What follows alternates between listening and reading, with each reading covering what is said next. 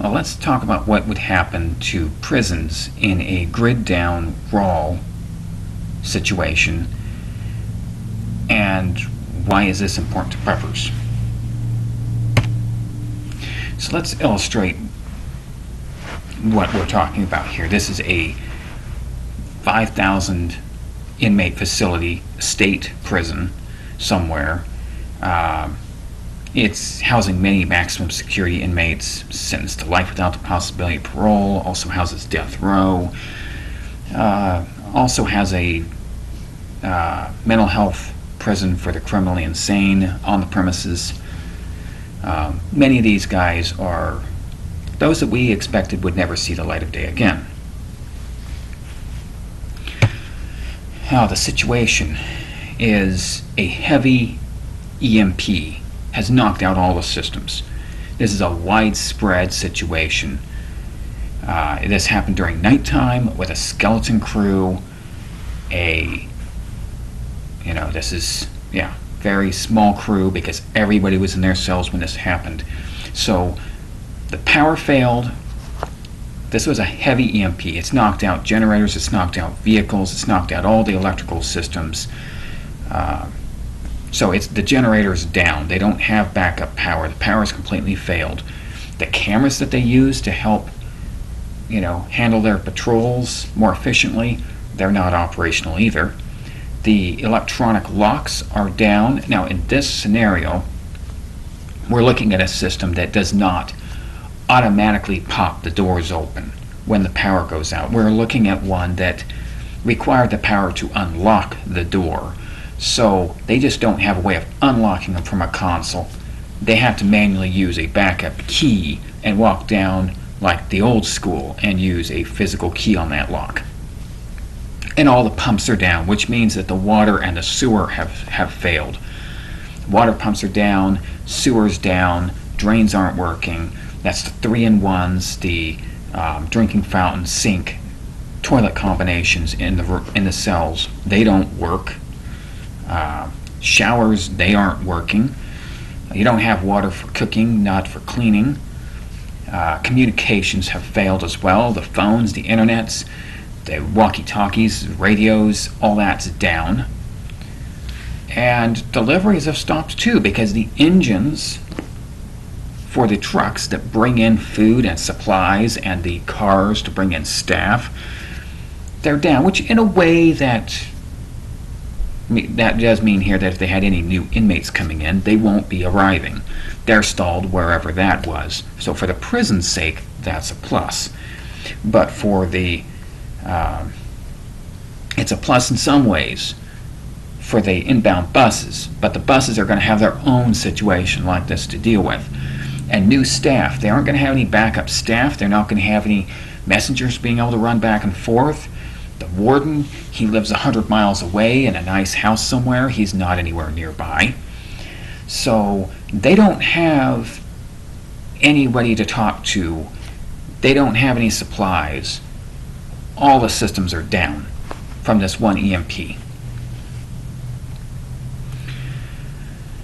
So this has created a very inhumane environment. The guards are going to have the sack lunches that they packed, and after that they're dependent on the same food supplies that they feed everyone else. They're dependent on the facility that it can't get deliveries. There's no food, there's none of that coming in. This is going to create a very inhumane situation inside that prison. So what can they do with the inmates there? Now they're going to go with the first option, keeping the doors closed for as long as they can, hoping that the situation resolves. But once they realize that it has not resolved, there's also a number of those crew that are going to be going home to check on family and all that. So it's going to leave the crew even more of a skeleton crew. So they generally planned crew, it's going to shrink down. They're going to have to go home, check on family, do something, may or may not make it back.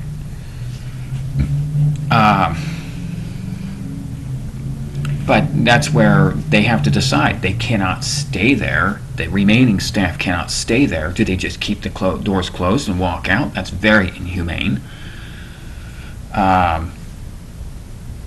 They could just put everyone out of their misery, which is not legal.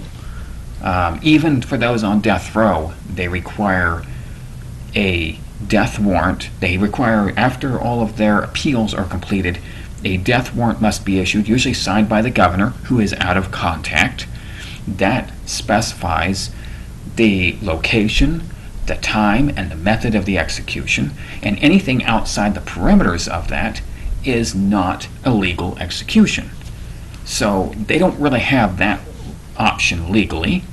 They could release the inmates. They aren't permitted to do that.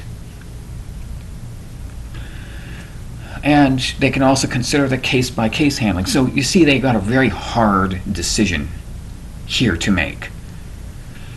And a case-by-case handling, let's say here that out of the 200 staff that was there overnight, maybe 100 of them walked out pretty shortly there, and over the time that they were waiting for the last minute for the power to come back, another 50 left. So they probably got about 50 guys left, which means 50 guys are going to have to decide.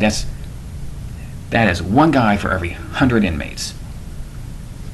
And they're going to have to decide each of these cases what they're going to do with it. And then they're going to have to do it. They're going to have to be in groups to manually go down and open cells and move the inmates where they need to go.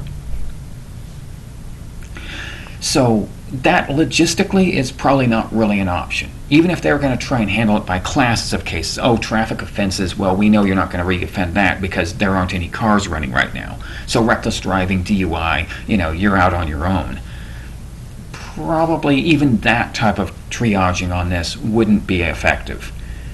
So this is where they have, and releasing of inmates has been done in the past historically. During COVID, that happened through the courts, which are out of contact on this, but they worked through the courts to get them released earlier than that they would have normally been allowed to be released on because of the pandemic, and they wanted to thin out the prisons because of that crisis. So they have done that before, and they've also triaged who went in for jail time as well and cut off time off their sentences. So they've done that method before, but here's where we need to look at this as well. Legally, at least in the U.S., and I think throughout most of the Western world, it's to some extent like this, you have rights. And some of those are inalienable. Even with serious crimes and serious convictions against you, they still cannot use cruel and inhuman punishment. And historically, people have been released from prisons if they can prove that their incarceration was cruel and inhumane. If they were not able to do it safely and humanely, they were able to be released. Now, in this case, they don't have the courts, but they do have a very clear situation that will be inhumane.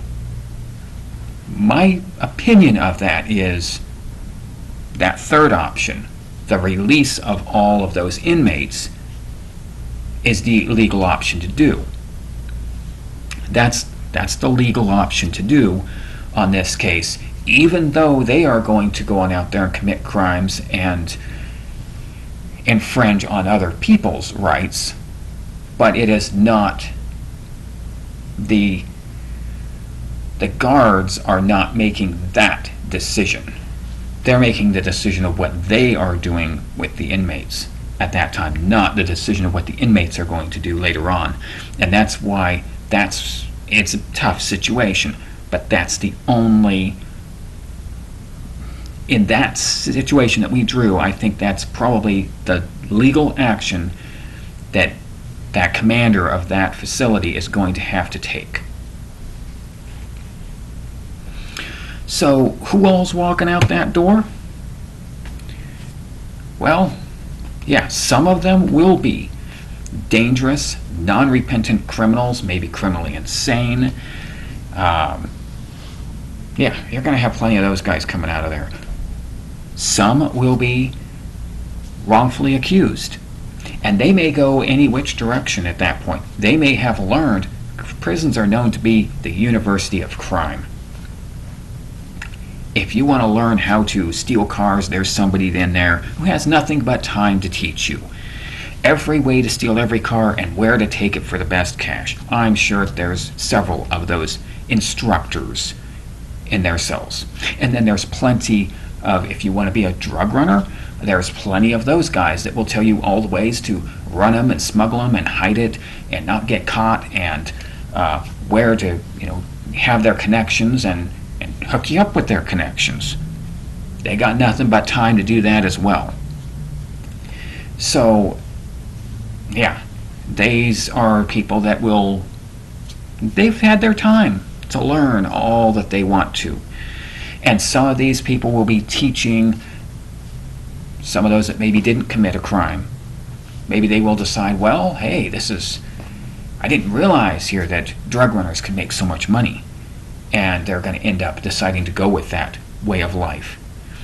But there's going to be some that are going to try to preach their repentance onto others. And there are some that are just not really going to be changed at all. So, there's all different walks on this.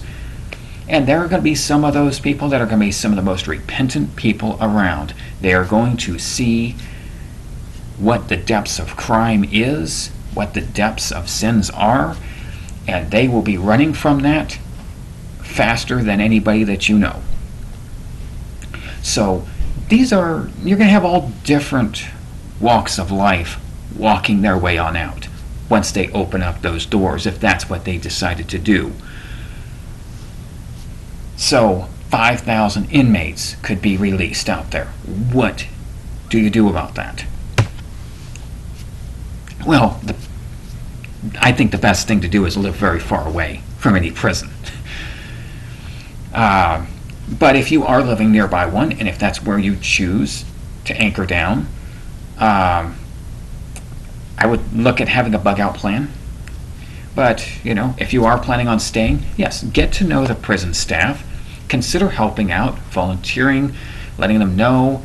And if you are in a situation, now in that situation, probably some help wouldn't really help too much, because that's just a hopeless situation when I drew. But there's plenty of other situations that could happen where your help could make a huge difference. So it's something to consider. Talk to the people that work there and see what you can do. Consider those things. But also consider increasing your defenses. Sure, you might be working over there, you might be helping out over there in the prison. It's also helpful to have your family able to protect themselves. And I don't mean offensive capabilities. I don't mean, hey, if they release them, I've got a way of annihilating them. No. Defenses, because there's going to be plenty of good folks walking out of there as well. And if they come over to your property and start causing problems, being able to deal with that is very helpful. But yes, increasing the defenses. Keyword, defenses. Hey, I just have a plan. Make sure that you look at those scenarios that could happen. Yeah, there's been a number of cases of, prison breaks and all kinds of stuff here that you can see that even some of those, there was a Mecklenburg death row escape where some of those inmates didn't behave the way you'd think they would. They were there under penalty of death. You'd think they'd be running for their lives the moment they got an opportunity. Some decided to stay. Some decided to, with the opportunity to have gratifying crimes, they decided to protect people that they hardly knew, and most people would have probably despised those people. People are funny creatures, and not always are they going to show their darkest side even when you expect them to. So that's why it's important. Defenses, not offenses. Thank you for watching.